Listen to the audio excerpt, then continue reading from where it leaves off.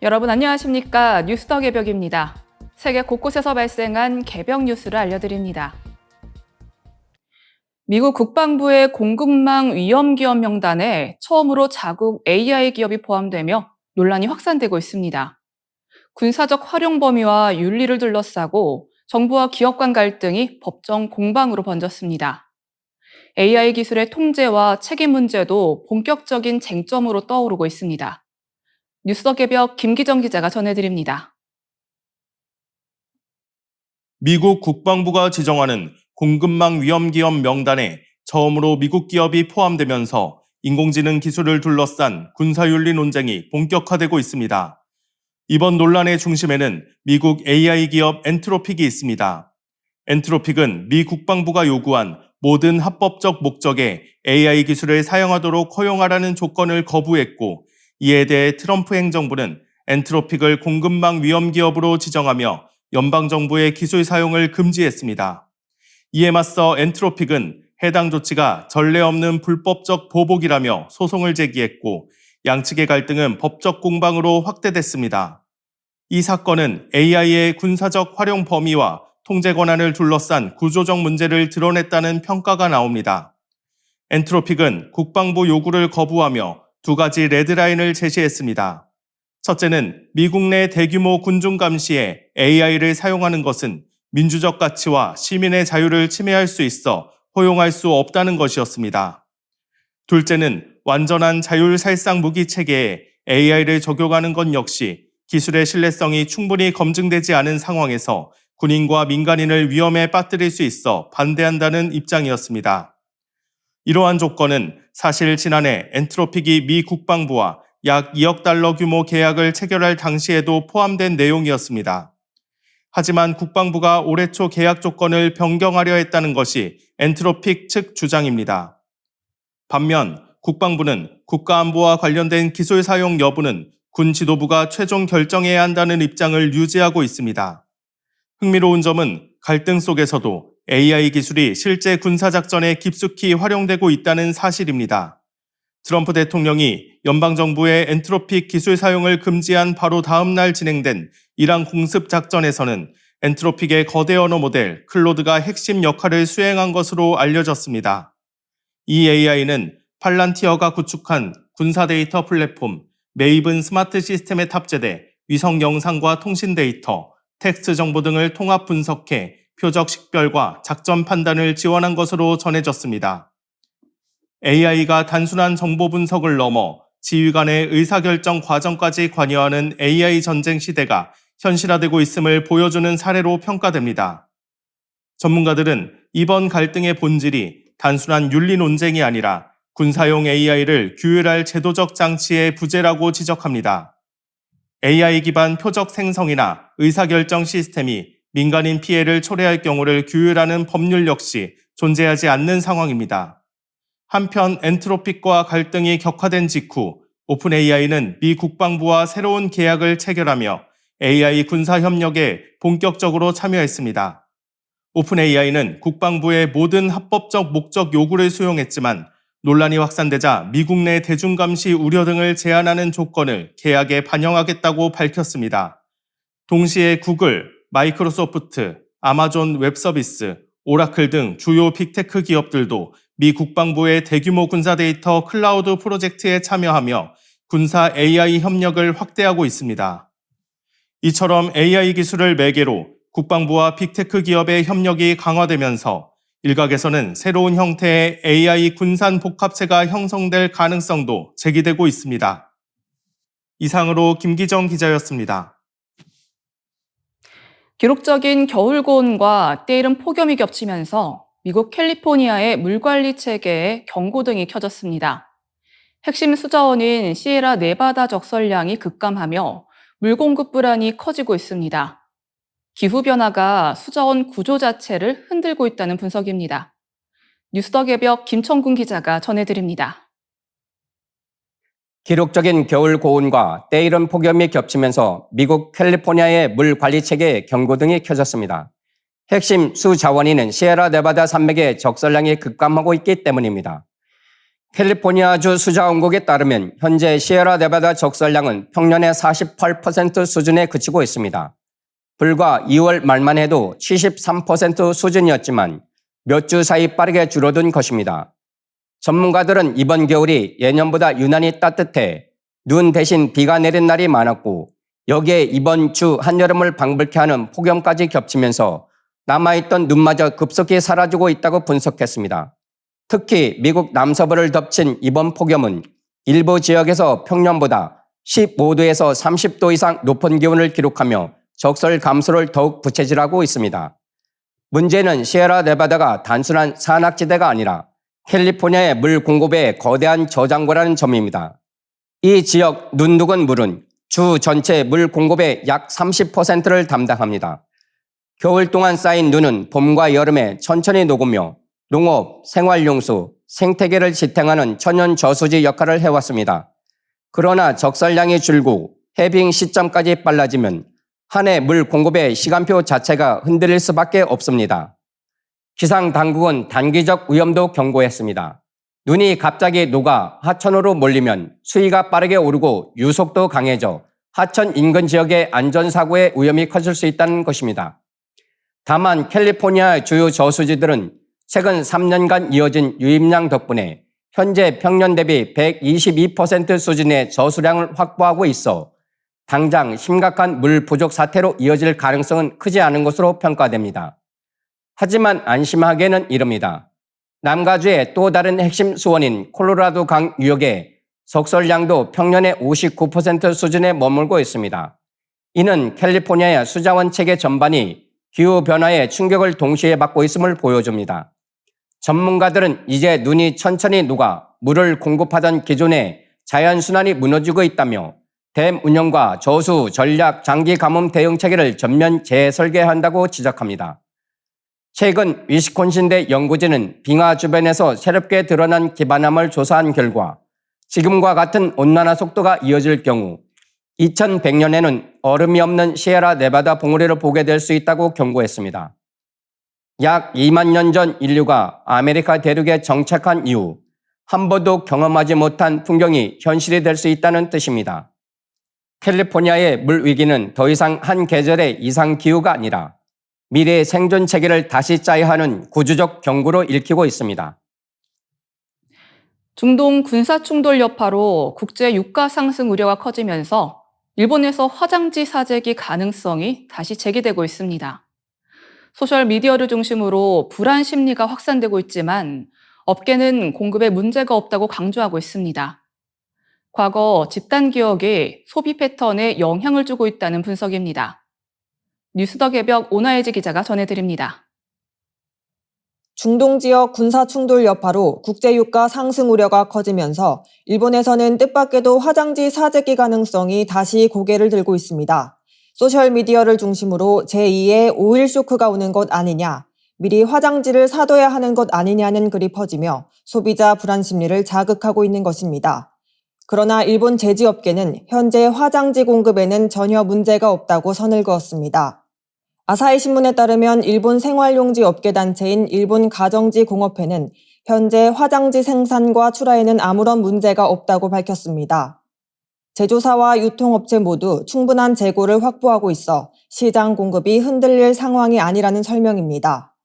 업계는 최근 중동 정세 불안으로 국제 유가가 오를 가능성은 있지만 그것이 곧바로 일본 내 화장지 부족으로 이어지지는 않는다고 강조했습니다. 실제로 일본 내 화장지 원료의 약 60%는 자국에서 회수한 재생 종이입니다. 나머지도 북미와 남미, 동남아시아 등에서 들여오는 펄프로 충당하고 있습니다. 일부 제조 공정에서 석유 유래 화학 물질이 사용되기는 하지만 현재의 중동 위기가 화장지 생산과 유통망에 직접적인 타격을 줄 가능성은 낮다는 것이 업계 판단입니다. 그럼에도 일본 사회에서 화장지 사재기 우려가 반복적으로 등장하는 데에는 과거의 집단 기억이 자리하고 있습니다. 1973년 1차 석유 파동 당시 일본에서는 가격 폭등에 대한 공포가 번지며 시민들이 화장지를 사기 위해 상점 앞에 길게 줄을 서는 진풍경이 벌어졌습니다. 이후 2011년 동일본 대지진과 2020년 코로나19 확산 시기에도 화장지 품귀 현상이 나타났지만 당시에도 핵심 원인은 실제 공급 부족이 아니라 과도한 사재기와 일시적 물류 차질이었습니다. 결국 업계가 거듭 강조하는 점은 분명합니다. 화장지가 시장에서 사라지는 진짜 원인은 원유 가격 자체보다도 소비자의 불안 심리와 과잉 구매라는 것입니다. 중동발 유가 불안이 일본 열도에 다시 화장지 트라우마를 불러내고 있지만 냉정하게 보면 지금의 상황은 공급 위기보다 심리적 패닉에 더 가깝습니다. 뉴스 더 개벽 오나혜지 기자였습니다. 2026년 3월 들어 전 세계 곳곳에서 지진과 화산, 폭풍, 홍수 등 다양한 자연재난이 동시다발적으로 발생하며 국제사회가 긴장하고 있습니다. 특히 태평양과 대서양, 아프리카, 아시아 등 여러 대륙에서 피해가 이어지며 기후와 지질 활동의 불안정성이 다시 한번 주목받고 있습니다. 먼저 지진과 화산 활동입니다. 3월 13일 13시 39분 칠레 코퀸보 인근 해역에서 규모 6.3의 해저 지진이 발생했습니다. 강한 진동이 내륙 지역까지 전달되면서 주민들이 긴급 대피하기도 했지만 다행히 대규모 쓰나미 경보는 발령되지 않았습니다. 앞서 3월 9일에는 이탈리아 중부에서 규모 6.0의 지진이 발생했습니다. 이 지역은 역사적으로 지진 피해가 잦은 곳으로 이번 지진으로 일부 노후 건물이 균열을 보이며 주민들이 긴급 대피하는 소동이 벌어졌습니다. 화산 활동도 활발합니다. 미국 하와이의 킬라우에 화산은 3월 11일부터 다시 분화를 시작했습니다. 분화 과정에서 화산재 기둥이 최대 9km 높이까지 치솟았으며 용암 분출 높이가 약 305m에 달하는 장면도 관측됐습니다. 이로 인해 힐로 인근 항공편 운항이 일시 중단됐고 주변 지역에는 화산재 낙하가 보고됐습니다. 미국에서는 강력한 폭풍과 토네이도가 큰 피해를 남겼습니다. 3월 8일부터 11일까지 미국 중부와 남부 지역을 관통한 폭풍 시스템은 최소 25개 이상의 토네이도를 동반했습니다. 미시간, 오클라호마, 인디애나주 등이 피해를 입었으며 인디애나주 레이크빌리지 등지에서 인명피해가 발생했습니다. 특히 미시간에서는 관측사상 가장 이른 시기에 발생한 EF3급 토네이도로 기록되며 기상이변 가능성이 제기되고 있습니다. 아프리카와 아시아에서는 집중호우로 인한 산사태와 홍수 피해가 발생했습니다. 3월 12일 에티오피아 남부 가모 지역에서는 폭우로 지반이 약해진 산간마을이 붕괴되며 대규모 산사태가 발생했습니다. 최소 52명이 사망한 것으로 확인됐으며 구조 작업이 이어지고 있지만 추가 붕괴 위험 때문에 수색이 쉽지 않은 상황입니다. 인도네시아 자바섬에서도 3월 10일 집중호우로 강이 범람하고 산사태가 발생했습니다. 이 사고로 최소 7명이 숨지고 4명이 실종됐으며 수백 채의 가옥이 침수되는 피해가 보고됐습니다. 남미 브라질에서는 기록적인 폭우가 이어지며 피해가 확대되고 있습니다. 상파울루와 미나스제라이스 지역에서는 2월 말부터 이어진 폭우가 3월 초까지 계속되면서 홍수와 산사태가 잇따랐습니다. 특히 미나스제라이스주의 주이즈 데포라 지역에서는 누적 사망자가 70명을 넘는 것으로 집계됐으며 상파울루 도심도로 상당수가 침수돼 교통이 마비되는 상황이 발생했습니다. 아시아 북부에서는 혹독한 겨울 재난이 이어지고 있습니다. 몽골에서는 3월 초부터 폭설과 혹한이 동시에 나타나는 주두 현상이 지속되고 있습니다. 대규모 설해로 인해 가축 수백만 마리가 폐사 위기에 놓였고 유목민들의 생계 기반이 크게 흔들리고 있습니다. 국제기구들은 식량과 사료 지원이 시급하다고 경고하고 있습니다. 이처럼 2026년 3월 중순 전 세계 곳곳에서 지질재난과 기상재난이 동시에 발생하며 피해가 확산되고 있습니다. 전문가들은 기후변화와 지질활동의 복합적 영향이 재난의 빈도와 강도를 높이고 있다며 각국의 대응체계 강화가 필요하다고 강조하고 있습니다. 넷플릭스 애니메이션 영화 K-팝 데몬 헌터스가 제98회 아카데미 시상식에서 주제가상과 장편 애니메이션상을 동시에 거머쥐며 2관왕에 올랐습니다.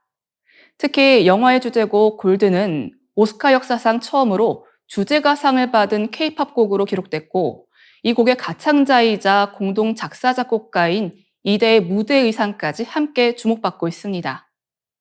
화제의 중심에 선 의상은 국내 디자이너 브랜드 르주가 제작한 드레스로, 브랜드 측은 이번 작품이 대한제국 황실 대례복에서 출발했다고 밝혔습니다. 브랜드 측은 의상의 중심에는 한국의 국화, 무궁화가 자리한다. 수없이 피고 지면서도 다시 피어나는 이 꽃은 영원과 끈기, 사라지지 않는 생명을 상징한다며, 그 주변에는 생명의 흐름과 번영을 의미하는 덩굴문양 당초문이 이어져 무궁화가 지닌 영원의 의미를 더욱 확장한다고 했습니다.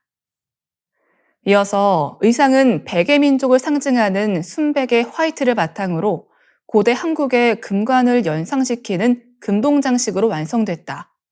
이 장식은 헌트릭스 루미가 지닌 빛의 상징을 시각적으로 표현한다며, 모든 금속 장식은 전통 방식으로 제작되었으며 한국의 금속 공예장인 두석장 장인의 손을 거쳐 하나하나 완성됐다고 했습니다. 브랜드 측은 빛나는 순간은 어느 날 갑자기 만들어지는 것이 아니라 자신의 길을 찾아가는 시간 속에서 천천히 태어난다. 골든이 노래하는 것처럼 그 여정은 우리 모두가 지나가는 시간과도 닮아있다. 때로는 닫힌 문이 우리를 멈추게 하는 장벽이 아니라 새로운 방향으로 나아가게 하는 또 하나의 길이 되기도 한다고 전했습니다. 이번 의상이 더욱 의미 있게 읽히는 이유는 르주가 앞서 다른 무대에서도 한국적 상징을 적극적으로 활용해왔기 때문입니다. 지난해 12월 제니의 무대 의상에는 우리나라 최초의 가집으로 알려진 청구 영원 구절이 새겨진 베일이 사용됐습니다. 국가유산 포털은 청구 영원을 조선 후기까지 전승된 580수의 노랫말을 담은 우리나라 최초의 가집으로 설명하며, 여기서 청구는 우리나라를 뜻한다고 밝히고 있습니다. 상생출판 환단고기 해제에서는 푸를 청, 언덕구의 청구는 동방의 나라를 뜻한다. 중국 역사서에서는 대체로 이 청구를 당시의 정식 국호인 배달을 대신하여 부른다고 설명했습니다. 르주의 작업은 단순한 의상 제작을 넘어 한국의 전통 문양과 고전 텍스트, 역사적 상징을 세계 무대의 언어로 번역하는 시도로 볼 수 있습니다. K-팝 데몬 헌터스의 수상과 이제의 드레스는 K 콘텐츠가 이제 음악과 영상뿐 아니라 미감과 역사성까지 함께 수출하는 단계에 들어섰음을 보여주고 있습니다. 중국에서 인간과 실제로 테니스를 주고받을 수 있는 휴머노이드 로봇이 등장하며 로봇 기술의 새로운 전환점을 보여주고 있습니다. 중국중앙TV CCTV에 따르면 로봇 기업 갤봇은 인간과 장시간 랠리를 이어갈 수 있는 휴머노이드 로봇을 개발했습니다. 공개된 영상에서는 로봇이 코트 위를 이동하며 스텝을 밟고 라켓을 휘둘러 공을 받아치는 모습이 확인됐습니다. 단순한 시연을 넘어 실제 경기처럼 공의 낙하 지점을 예측하고 연속적인 랠리를 이어가는 점이 핵심입니다. 해당 로봇은 키 약 1.75m로 사전 입력된 동작이 아닌 딥러닝 기반 학습을 통해 테니스 기술을 습득했습니다. 시속 50km 이상의 공을 0.1초 이내에 인식하고 전신을 활용해 이동과 타격을 동시에 수행할 수 있습니다. 실험에서는 포어핸드 성공률이 90%를 넘었으며 20회 이상의 랠리를 안정적으로 이어가는 성능이 확인됐습니다. 이번 기술의 핵심에는 칭화대와 베이징대 연구진이 개발한 레이턴트 시스템이 적용됐습니다. 이 시스템은 전체 경기를 학습하는 대신 포핸드, 백핸드, 스텝 등 핵심 동작을 분리해 학습한 뒤 이를 조합하는 방식으로 작동합니다. 특히 가로 3m, 세로 5m 소형 코트에서 수집된 데이터와 물리 환경을 무작위로 변화시키는 시뮬레이션을 결합해 현실 적응력을 높였습니다. 그 결과 일부 테스트에서는 포어핸드 성공률이 최대 96%까지 도달했습니다. 테니스는 공 속도가 빠르고 접촉 시간이 극히 짧아 로봇 학습이 어려운 종목으로 꼽혀왔습니다. 그러나 이번 연구는 제한된 데이터만으로도 복잡한 인간 동작을 구현할 수 있음을 보여줬다는 점에서 의미가 큽니다. 이는 스포츠뿐 아니라 물류, 제조, 구조 작업 등 다양한 분야로 확장될 가능성을 시사합니다. 한편 중국 광둥성 선전에서는 교통을 지휘하는 휴머노이드 로봇도 실제 도로에 투입됐습니다. 이 로봇은 차량의 정지와 이동을 손동작으로 지시하고 헬멧 미착용이나 정지선 위반 등 교통법규 위반을 인식해 경고하는 기능을 갖추고 있습니다. 향후 음주운전 단속 보조와 사고 대응 등으로 활용 범위를 확대할 계획입니다. 전문가들은 이번 사례가 단순한 기술 시연을 넘어 인간과 동일한 환경에서 복잡한 판단과 물리적 행동을 동시에 수행하는 실전형 AI 로봇 시대의 시작을 보여주는 신호라고 평가하고 있습니다. 기후변화가 이제는 단순히 더운 날씨의 문제가 아니라 사람들의 몸을 직접 멈춰 세우는 수준의 건강 위협으로 번지고 있다는 연구 결과가 나왔습니다. 기온이 오를수록 전 세계 인구의 신체 활동량이 줄어들고 이로 인해 수십만 명의 조기 사망과 막대한 경제 손실이 뒤따를 수 있다는 분석입니다. 아르헨티나 카톨릭대 크리스티안 가르시아 위트스키 박사 연구팀은 2000년부터 2022년까지 156개국 자료를 분석해 기온 상승과 활동량 감소의 연관성을 추적했고 그 결과 국제학술지 란셋 글로벌 헬스에 발표했습니다. 연구에 따르면 월 평균 기온이 27.8도를 넘는 달이 한 달 더 늘어날 때마다 세계적으로 권장 신체 활동량을 채우지 못하는 인구 비율이 평균 1.44%포인트 증가했습니다. 특히 냉방시설과 그늘, 인공 인프라가 부족한 저소득, 중소득 국가에서는 그 증가폭이 1.85%포인트 더 크게 나타났습니다. 연구팀은 이 현상을 단순한 게으름이나 선택의 문제가 아니라 폭염이 만든 비자발적 위축으로 봤습니다. 기온이 높아지면 인체는 체온을 낮추기 위해 혈액을 피부 쪽으로 보내게 되는데 이 과정에서 운동에 필요한 산소 공급이 줄어 심혈관계 부담이 커진다는 것입니다. 결국 사람은 생존을 위해 본능적으로 움직임을 줄이게 됩니다. 문제는 이런 현상이 건강 불평등과도 연결된다는 점입니다. 고소득 국가는 실내 냉방과 대체 운동 공간을 활용할 수 있지만 그렇지 못한 지역은 폭염 속 야외 활동 외에 선택지가 거의 없습니다. 실제로 2023년 전 세계 인구는 1990년대보다 28% 늘어난 연평균 1512시간 동안 운동 중 위험한 열 스트레스에 노출된 것으로 분석됐습니다. 이 추세가 이어지면 2050년에는 활동량 부족 인구가 지금보다 최대 1.75%포인트 더 늘고 중앙아메리카와 동남아시아 일부 지역은 사실상 활동 불능지대에 가까워질 수 있다는 경고도 나왔습니다. 그 결과 매년 47만 명에서 70만 명의 추가 조기 사망자가 발생하고 생산성 저하에 따른 경제 손실도 연간 최대 36억 8천만 달러, 우리 돈 약 4조 9천억 원에 이를 것으로 전망됐습니다. 연구팀은 탄소 배출 감축과 함께 도시 열섬 완화, 냉방 가능한 공공운동시설 확충 같은 대응이 시급하다고 강조했습니다. 도널드 트럼프 미국 대통령 행정부의 강력한 압박 속에 쿠바가 국가적 블랙아웃이라는 전례 없는 위기에 직면했습니다. 쿠바 에너지 광산부는 3월 16일 국가 전력망이 완전히 단절되면서 전 국가적인 정전 사태가 발생했다고 공식 발표했습니다. 이번 사태로 약 975만 명에 달하는 쿠바 국민이 암흑 속에 갇히게 됐으며 식량 부족과 에너지난에 분노한 시민들의 시위가 격화되는 등 체제 불안이 심화하고 있습니다.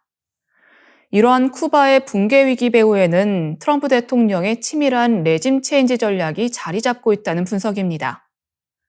지난 1월 베네수엘라의 마두로 정권이 미국의 군사작전으로 축출된 이후 트럼프 대통령은 다음 타깃으로 쿠바를 정조준해 왔습니다.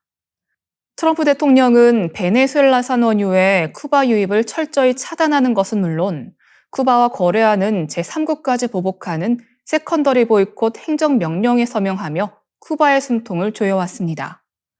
트럼프 대통령은 이날 백악관에서 기자들과 만나 쿠바 접수에 대한 강한 의지를 가감없이 드러냈습니다. 트럼프 대통령은 나는 쿠바를 접수하는 영광을 누릴 것이라 믿는다며 해방하든 차지하든 쿠바에 대해 내가 원하는 그 어떤 일도 할 수 있다고 공언했습니다. 특히 쿠바 정권을 미국의 안보를 위협하고 테러 단체에 피난처를 제공하는 잔혹한 폭정체제로 규정하며 정권 교체의 정당성을 강조했습니다. 현재 트럼프 행정부는 압박과 회유라는 양면 전략을 구사하고 있습니다.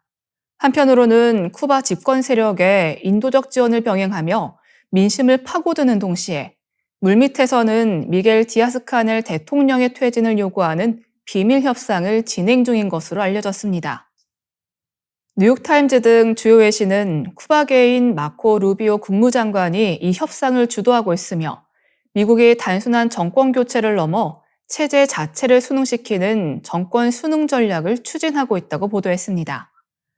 트럼프 대통령은 또한 미국 내 성공한 쿠바계 망명자들의 역할을 강조하며 이들이 고국으로 돌아가 경제 재건의 주역이 될 가능성을 시사했습니다.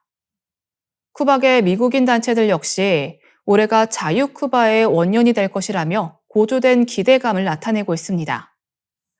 하지만 전문가들 사이에서는 일당 독재 체제인 쿠바의 특성상 지도자 교체만으로는 오히려 더 큰 혼란을 초래할 수 있다는 신중론도 제기되고 있습니다. 60년 넘게 이어진 카스트로의 유산이 트럼프 대통령의 압박 속에 종언을 구할지 전 세계의 이목이 집중되고 있습니다. 정부가 생각만으로 기기나 로봇을 제어하는 뇌컴퓨터 인터페이스, 즉 BCI 기술을 국가 미래 먹거리로 점찍고 대대적인 지원에 나섭니다. 과학기술정보통신부는 3월 19일 제44차 생명공학 종합정책심의회를 통해 뇌 미래산업 국가연구개발 전략을 공식 발표했습니다. 내년부터 7대 임무 중심의 프로젝트를 본격 가동해 글로벌 뇌산업 시장에서 주도권을 확보하겠다는 구상입니다. 현재 전 세계적으로 BCI 기술은 상용화의 문턱을 넘어서고 있습니다. 미국의 현직 대통령인 도널드 트럼프 행정부 역시 첨단 기술 패권 경쟁 속에서 AI와 바이오의 융합을 강조해온 바 있으며 일론 머스크의 뉴럴링크가 임상시험을 통해 일상회복의 가능성을 보여주는 등 민간 영역의 속도전도 치열합니다. 우리 정부 역시 이러한 흐름에 발맞춰 국내의 우수한 AI 인프라와 의료 및 제조 역량을 결집한 도전적 연구개발에 착수할 방침입니다. 정부는 인공지능 연구혁신 프로그램인 K문샷의 핵심 과제로 BCI 임플란트 이식을 통한 신체 제약 극복을 설정했습니다. 구체적으로는 신체 기능 복구, 뇌질환 및 감각 복원, 인공신체와 웨어러블 로봇 개발, 그리고 초실감 엔터테인먼트와 안보 방위 산업까지 아우르는 7대 중점 임무를 추진합니다. 수술이 필요한 침습형 BCI는 난치병 치료 등 의료 분야에 집중하고 머리에 쓰는 방식의 비침습형 BCI는 일반 서비스 분야에서 조기 상용화를 유도할 계획입니다. 효율적인 추진을 위해 임무별 전담 프로젝트 매니저를 선임하고 산업계와 학계, 병원이 함께하는 원팀 체계를 구축합니다. 규제 장벽을 낮추기 위해 식품의약품안전처와 협력 체계를 강화하며 연내 주요 기업들이 참여하는 BCI 얼라이언스 결성도 서두르고 있습니다. 또한 뇌신경계의 노화를 막거나 혈액 뇌장벽을 투과하는 등의 범용 플랫폼 기술 투자와 함께 치매와 자폐 등 주요 뇌질환에 대한 기초 연구와 임상 연계도 확대됩니다. 인프라 측면에서는 대구와 오송, 대전권역을 잇는 뇌산업 클러스터가 조성됩니다. 대구는 뇌 연구 인프라의 거점으로 오송과 대전은 생명공학연구원과 카이스트를 중심으로 가치사슬을 형성하게 됩니다. 특히 인공지능 학습의 필수 요소인 방대한 뇌 데이터를 확보하기 위한 뇌지도 구축 프로젝트가 내년부터 시작되며 인간 뇌의 디지털 트윈 구현을 장기 목표로 설정했습니다. 실험자원 확보를 위해 정읍 국가영장류 자원지원센터를 중심으로 원숭이 사육두수를 현재 1,500두에서 5,000도 이상으로 대폭 늘릴 예정입니다. 장기적으로는 동물 실험을 대체할 수 있는 뇌 오가노이드 기술 개발도 병행합니다. 배 부총리 겸 과기정통부 장관은 직접 기술 시연을 참관하며 향후 뇌와 AI가 직접 연결되는 시대에 대비해 선제적이고 과감한 투자를 지속하겠다는 의지를 분명히 했습니다. 유럽 일부 지역에서 붉은색비, 이른바 블러드 레인 현상이 관측되며 관심이 집중되고 있습니다. 재난처럼 보이는 장면과 달리 사하라 사막 먼지와 강수가 결합한 자연 현상으로 분석됩니다. 다만 대기질 악화와 건강 영향에 대한 우려도 제기되고 있습니다. 뉴스 더 개벽 오나예지 기자가 이 소식 전해드립니다. 최근 유럽 일부 지역에서 이른바 블러드 레인으로 불리는 붉은색 비가 관측되면서 그 원인에 관심이 집중되고 있습니다. 붉은 빗물이 도로와 건물, 차량 위에 얼룩을 남기는 모습이 재난 영화 장면처럼 보이면서 SNS에서는 지구 종말의 신호 아니냐는 반응까지 확산되고 있습니다. 그러나 전문가들은 이 현상이 초자연적인 사건이 아니라 사하라 사막에서 날아온 먼지와 강수가 결합해 나타난 자연적 기상현상이라고 설명하고 있습니다. 미국 폭스웨더 뉴스 등에 따르면 지난 3월 7일 스페인과 포르투갈 등 남유럽 지역에서 붉은 빛을 띠는 비가 내린 뒤 프랑스와 영국 일부 지역에서도 유사한 현상이 이어졌습니다.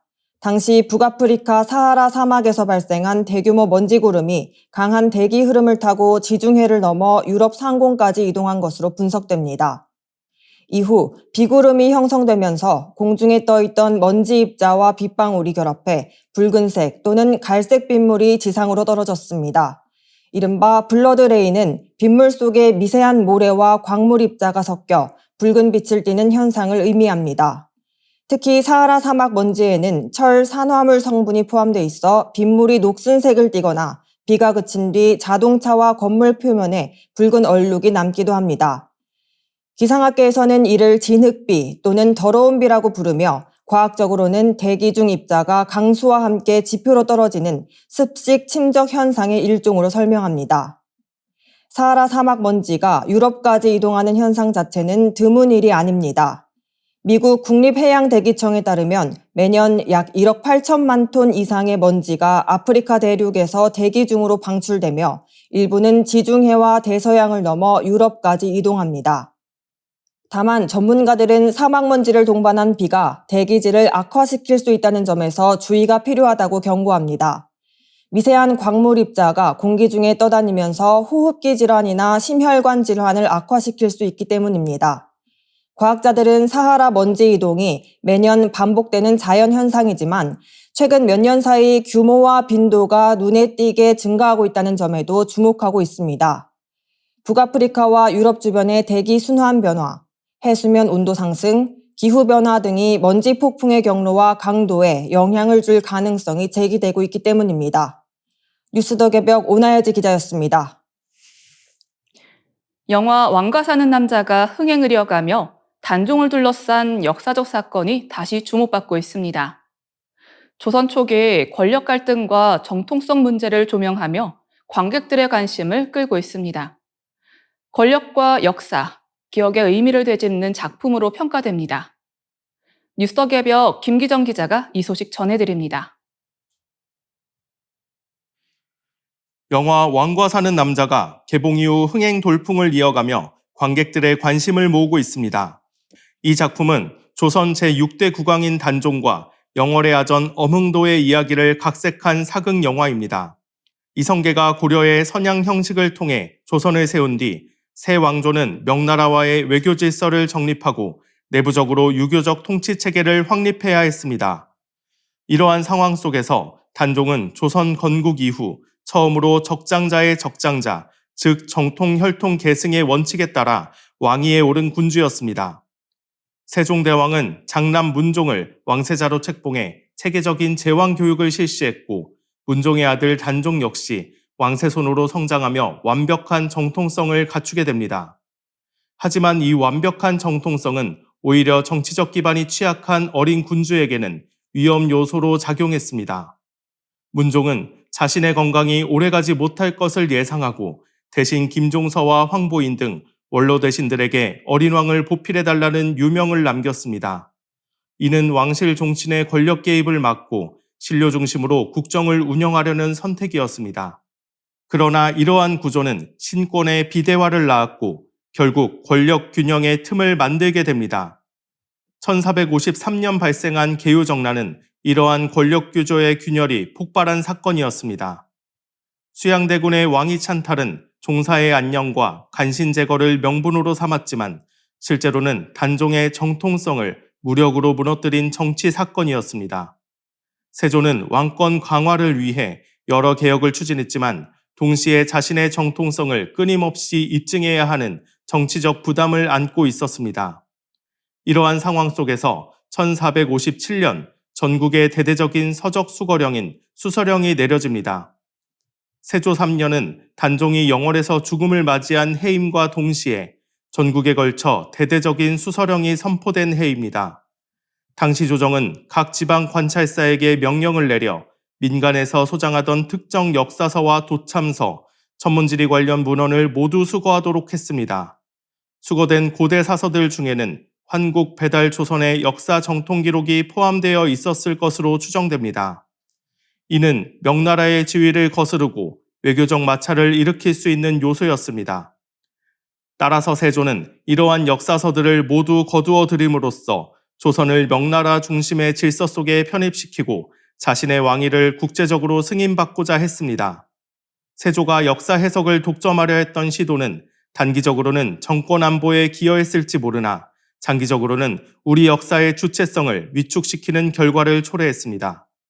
세조 3년 사서 수거 대상 목록에는 환단고기에 합본된 안암로 원동 중에 삼성기도 보입니다.